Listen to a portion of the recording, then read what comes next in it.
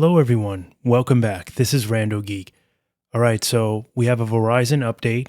I will link this article for you down below in the description. We're talking about Verizon settlement money. It started going out. Looks like this article was from January 7th. So somewhere around that time, customers would have started noticing payments from a class action lawsuit. Now, this class action lawsuit I covered in a couple of videos on this channel regarding the administrative fees dating all the way back to like 2016, where customers were overcharged what they call administrative fees. Customers did not pick up on it. Many customers did not pick up on it, didn't know what the fee was for. It was around $3 or so, but it added up for many customers that were not paying attention to their bills, just maybe had everything set to auto pay, and later found out that they were probably paying a lot more money than they needed to over, a couple of months, a year, maybe even longer than that for some. But payments went out, very big lawsuit, $100 million. But the joke of it here is that many customers have started getting these payments, and it just leaves them scratching their heads. Like, how can $100 million payment come out to so little? Now, obviously, there's many customers that were impacted by this, too many, which is actually why this lawsuit was awarded in the first place. Verizon was technically found guilty, but they're admitting to no wrongdoing. Their argument is, we just wanted to settle this. We got bigger and better things to do. We'll just pay you. Now, undeniably, I don't believe that, because if you felt you were innocent, you wouldn't just write a check for $100 million. I think many of you would agree. So I think they wanted to sweep it under the rug, move on, and is basically how that went. And customers are being awarded now. Some customers are being paid as little as $2.37. There's one customer who posted a screenshot of, the notification that he got. And it's actually another content creator. You guys know him, Tech Life Channel, Tyrone. Hilarious, actually, because it says you received a virtual prepaid card, $2.37, and it says you have received a virtual prepaid MasterCard worth $2.37 as your Verizon administrative settlement payment. Please follow the directions below to redeem your payment. You can spend these funds online anywhere MasterCard is accepted, or add to a digital wallet and use it with Apple Pay, Google Pay, or Samsung Pay. It says if you have any remaining balance after 24 months, you may request that a new card with the remaining balance be reissued to you. If you use your original or reactivated prepaid card at least once every 12 months, you will avoid any activity fees. If your card is inactive for 12 consecutive months, a 0.95 cents fee will be subtracted from your balance for each month thereafter of continued inactivity.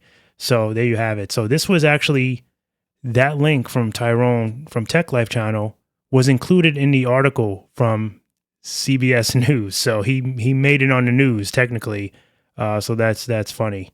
But payouts were determined based on the following formula. Each legitimate claimant was entitled to $15 per account, plus an additional $1 for each month they received postpaid wireless or data services from Verizon, and were charged this administrative fee. Payouts were capped at $100, of course, according to the settlement terms. So they're saying that Verizon, of course, doesn't have much to say about this. This is basically how it was calculated. And the dates are going back to Jan 1st, 2016, all the way through November 8th, 2023.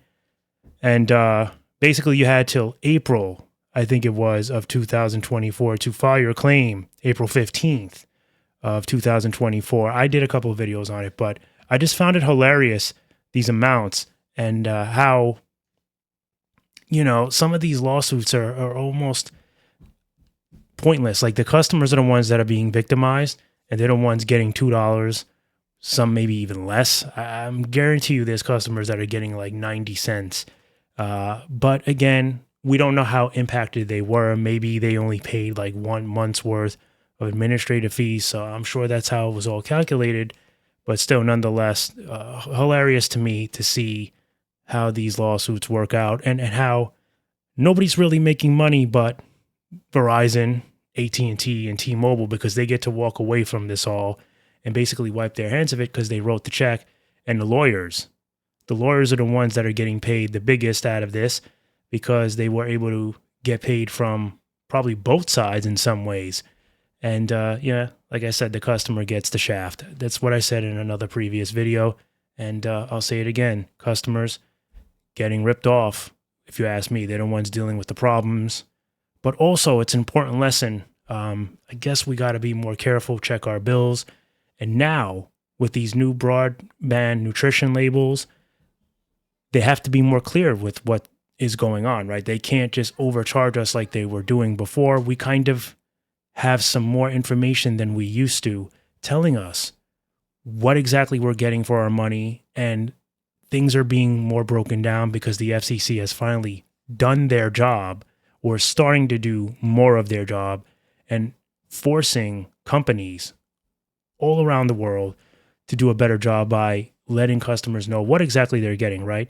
So whether it's in cable, whether it's just regular streaming services, wireless, all of it, we are now going to have more information than we used to so that we can't get goosed like we've been getting, right? So hopefully it will continue to get hard for carriers and companies alike to stick it to the people that are just trying to get good service. Just be honest, be clear, let people know what they're paying for. Don't sugarcoat it. Don't try to hide things. Just keep it real, and customers won't complain. If you know what you're paying for, you understand it, most people aren't going to have a problem with it. And if they do, they don't like these additional fees that they have with with the big carriers, postpaid side or the prepaid side, then at least they have that opportunity and option to go to maybe an MVNO, because most likely you won't see these weird charges with these types of smaller companies. But at least you'll have that option, and at least you'll be aware of it. As always, thank you so much for stopping by and watching, and I'll catch you in the next one. Bye for now.